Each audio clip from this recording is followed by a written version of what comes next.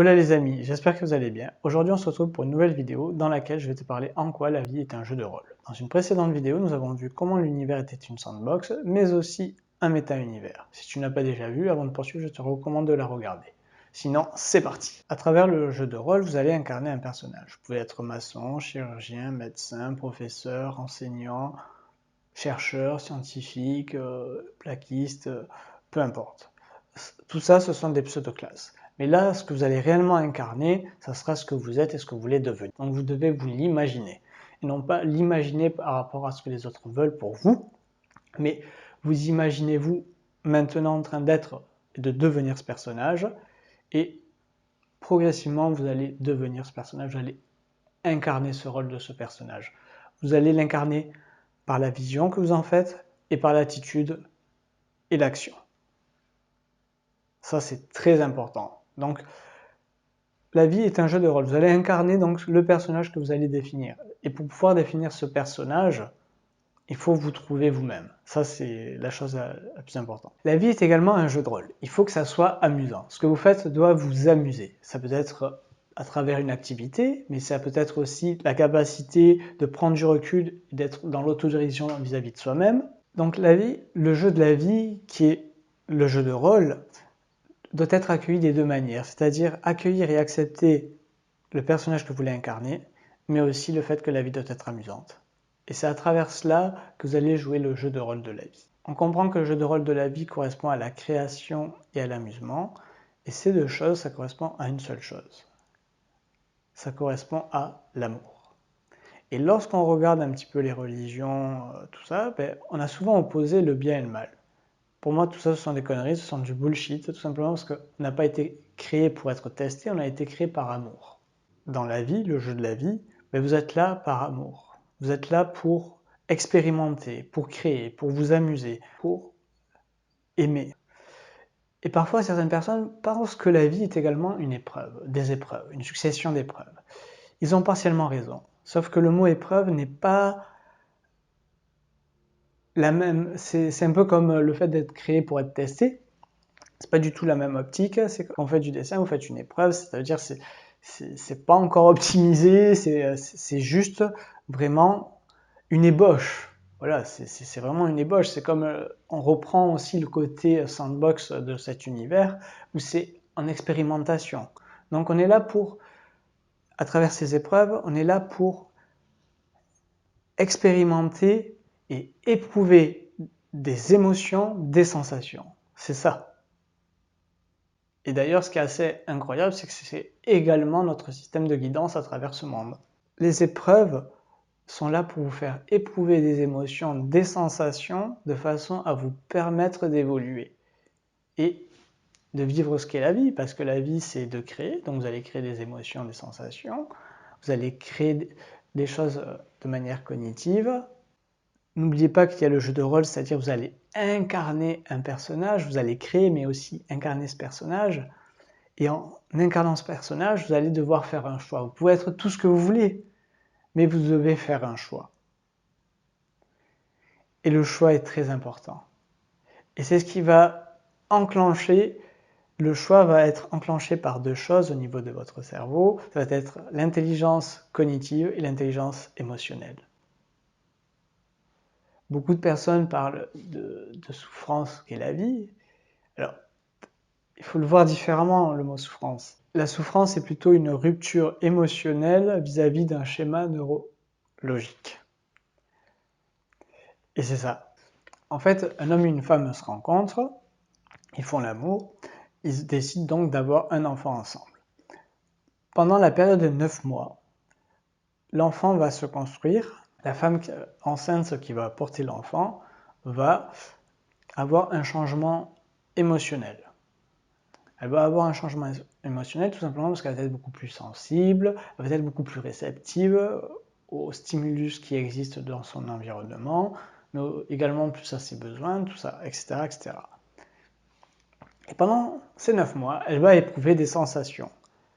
Alors, parfois elle sera bien, par moments elle ne sera pas bien, c'est pour ça que le mari est très important pour être à ses côtés, pour pouvoir l'épauler, pour pouvoir l'encourager. À terme de ces 9 mois, à peu près, c'est là où il y a vraiment le côté d'être heureux et le bonheur. Je reviendrai plus tard sur cette notion d'être heureux et le bonheur. Et ils découvrent en fait leur enfant. Lorsque l'enfant naît, il est bien accueilli, etc. etc. Et au niveau du sommet de son crâne, on a ce qu'on appelle la fontanelle. C'est l'endroit qui est le plus mou au niveau du crâne parce que ce n'est pas totalement formé. Sans doute on a entendu parler de ces notions d'âme, d'esprit, etc., etc. Alors pour moi, l'esprit, il faudrait plutôt le remplacer par énergie. Voilà. Parce que quand vous n'avez pas d'esprit, c'est quand vous n'avez pas d'énergie. Voilà, clairement. Vous n'avez pas d'esprit à ça, vous n'avez pas d'énergie à consacrer à ça. Par exemple, vous avez la tête ailleurs, vous avez l'esprit ailleurs, vous avez l'énergie ailleurs. D'accord? Et l'âme, qu'est-ce que c'est? En électricité, l'âme, c'est la partie centrale d'un câble. Et tout ce qu'il y a autour va être l'énergie d'un câble. Alors on va me dire, on n'a pas de câble. Je suis d'accord. Je suis d'accord avec vous, on n'a pas de câble. Simplement, quand vous regardez l'électricité aussi, le voltage, comment ça fonctionne? L'électricité, ce sont des voltages entre des 0 et des 1. Ça correspond à un signal électrique parce qu'il faut savoir qu'au niveau du cerveau, il y a un orage électrique à chaque fois que vous utilisez votre cerveau, clairement, une fois qu'il est en activité constante. Et le cerveau, comment il fonctionne? C'est-à-dire qu'il y a cet aspect, donc du coup, ça ne sera pas des 0 et des 1, ça ne sera pas juste sur une seule ligne. Ça va être comme sur la fibre optique, le cerveau, ça sera des régions en fait qui vont s'allumer, qui vont réceptionner l'information et émettre de l'information. Ça va être en fait, le cerveau va être une interface. Quand on regarde les imageries du cerveau, il faut savoir que ce sont des orages électriques qu'il y a à l'intérieur du cerveau lorsqu'il est en activité. Et plus exactement, il fonctionne comme un ADOC. Il y a une partie biochimique, il y a une partie électrique, et cette partie électrique qui correspond en fait aux régions, comme si c'était l'embout d'un câble, d'une fibre optique ou autre, ben, ce sont ces régions qui vont s'allumer. Et on constate que le cerveau est une interface. Il est une interface dans le sens où il va fonctionner comme un ADOC en Wi-Fi, où il va émettre et réceptionner de l'information, et c'est une interface. Voilà, quand vous installez une carte Wi-Fi sur un ordinateur, ben c'est une interface. Hein. Voilà. Ben, là, c'est exactement la même chose. Et avec quoi il va s'interfacer? Il va s'interfacer à l'intérieur de la sandbox, mais aussi à l'extérieur et à l'intérieur de la sandbox. Ça va faire dans les deux sens. Et c'est ce que Napoléon Hill, en fait, a appelé l'autre soi. L'autre soi, c'est-à-dire la personne, l'entité qui est à l'extérieur de la sandbox, de cet univers sandbox. Donc du coup, on est vraiment dans une interface. C'est-à-dire votre cerveau, en fait, il va s'interfacer avec l'extérieur. Il va s'interfacer avec l'intérieur et tout ce qu'il y a autour de lui. Et ça, c'est juste extraordinaire. Voilà. Ça c'est vraiment important. Ça, c'est juste wow. Le cerveau fonctionne comme un ad-hoc. Et d'ailleurs, le terme ad-hoc, c'est aussi utilisé pour dire que c'est parfait, c'est à ce moment-là, voilà. C'est juste extraordinaire, quoi. Entre vous, ici, ce moment présent, et votre autre soi, il y a une autre zone d'échange. Et cette zone d'échange, c'est ce qu'il a appelé Napoléon Hill, le dépôt infini. Cette zone d'échange, c'est là où il y a toute la créativité, c'est toute la partie sandbox, en fait, c'est là où tout peut être créé. Et ce dépôt infini, c'est là où il y a toute la créativité, c'est là où c'est la sandbox elle-même, c'est là où vous pouvez créer des choses, c'est là où vous allez puiser de l'information et créer. Et vous allez pouvoir le manifester ici. Le jeu de rôle, ça va être à vous d'incarner ce que vous voulez. Ça va être à vous de créer, ça va être à vous de vous amuser à faire ce que vous voulez. Et de façon, non pas pour vous, mais pour les autres. Et c'est là aussi qu'on voit une chose, c'est que on est dans cet univers qui est un univers bac à sable, et ça représente aussi encore cette image de l'enfant maintenant qui a grandi, qui s'amuse dans le bac à sable, qui construit, qui détruit, et c'est exactement ça. Maintenant, on constate aussi que l'être humain, même s'il a beaucoup évolué, il est encore très très jeune, il est encore très candide, il est encore juvénile, quoi. Et il manque beaucoup de maturité dans le sens où il fonctionne sur d'anciens paradigmes qui fait que ça ne le permet pas d'évoluer assez rapidement. Et pourquoi? Parce que